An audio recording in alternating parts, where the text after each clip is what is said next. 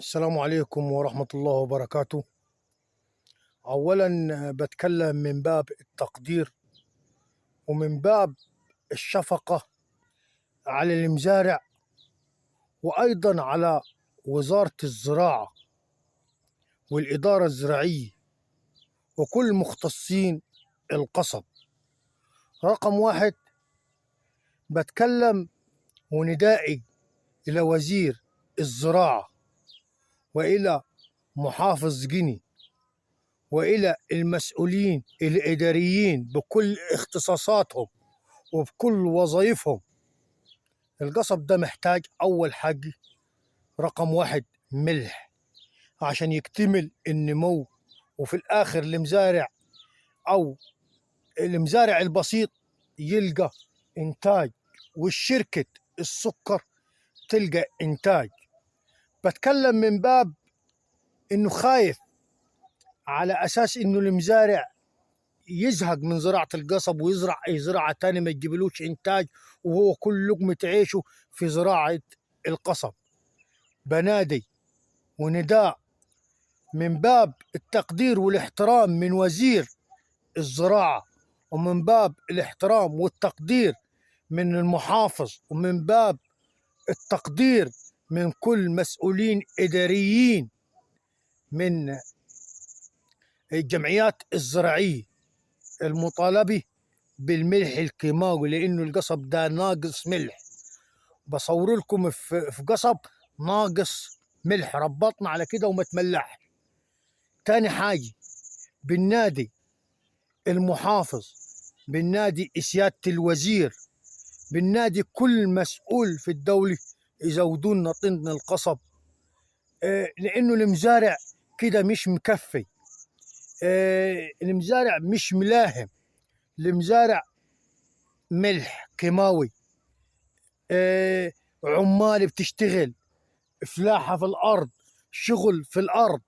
فنادي من باب التقدير والمراعاة من سيادة المحافظ للمواطن البسيط أو المزارع البسيط اللي بيزرع زراعة قصب السكر.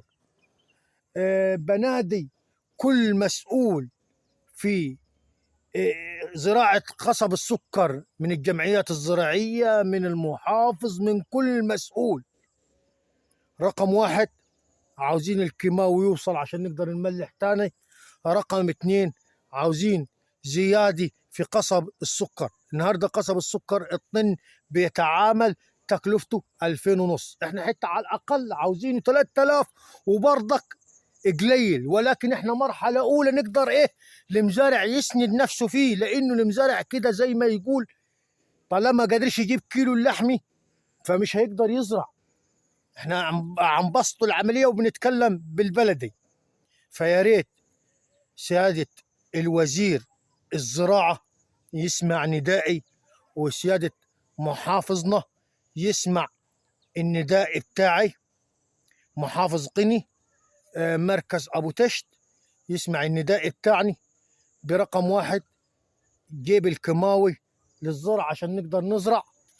تاني حاجة، زيادة قصب السكر من 2500 إلى 3 ونص مقبولي لمزارع يقدر، لأنه النهاردة عمال وشغل في الأرض وفلاحي، وفي الآخر المزارع البسيط مش لاقي.